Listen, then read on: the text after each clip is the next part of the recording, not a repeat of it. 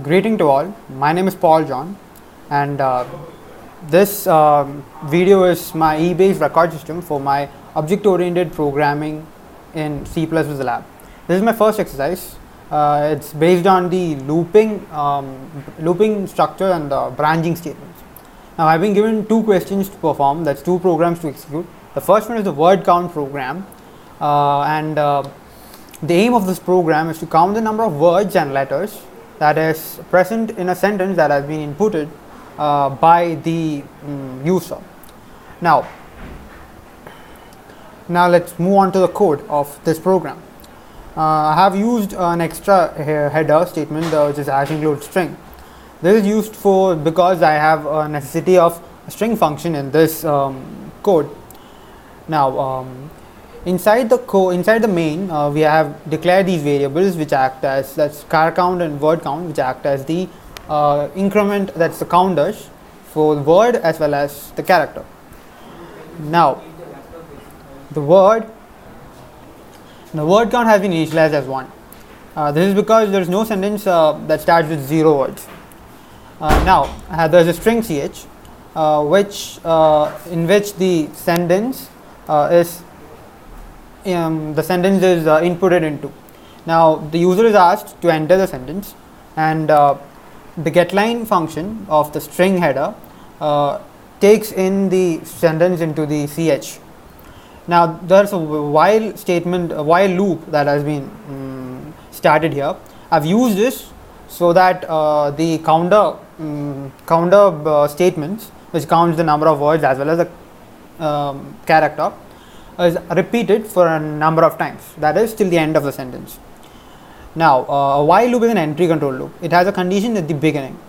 In this condition I have given as ch of I is not equal to null, where null is always the end of the sentence. So the loop iterates until and unless ch of I, that's each character that is undergoing scanning, becomes null. So if one character becomes null, that means the sentence is over. So now inside the while there's a if and an else statement. These are a branching statement, and I have used here to check to either increment the word or the number of characters. So I have used the logic that in between each word there is a space. Now based on this we can know the number of words. So here if ch of I is equal to space, then word count is incremented, or else the character count is incremented. Now there is an increment operator, and there is the variable I has been incremented inside the while loop.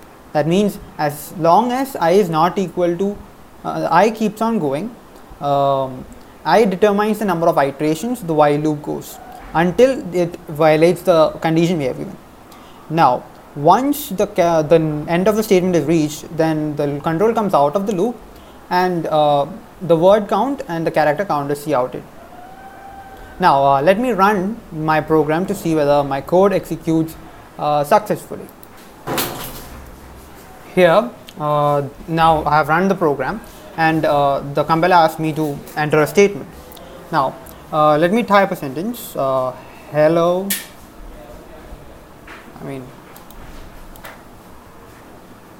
Hello, how are you? Now my statement has 4 words, and it has 2, 3, 4, 5, 6, 7, 8, 9, 10, 11, 12, 13, 14 and 14 characters. Now let's see whether my program executes correctly. And there it is, my program do execute correctly. So number of word count is 4 and characters are 14. So my program has been executed, compiled and executed successfully. Now let's move on to the next program. Now the next program, that is a program to calculate the total cost of hardwood flow, to construct a hardwood flow. Now the criteria is given as that each working day consists of 8 hours, and the user inputs the total number of working hours necessary to construct the hardwood flow. Now it has, the criteria has been given that for one full working day, that's with 8 hours, it's 200 rupees per day, and for each extra hour at the last day, that's 40 rupees per hour. Now now in the program, I have used a header file IOStream, and inside main I have declared these variables n, HRE, RE and total. Now then the user is asked to enter the number of total working hours necessary, and the working hours are inputted into the variable n.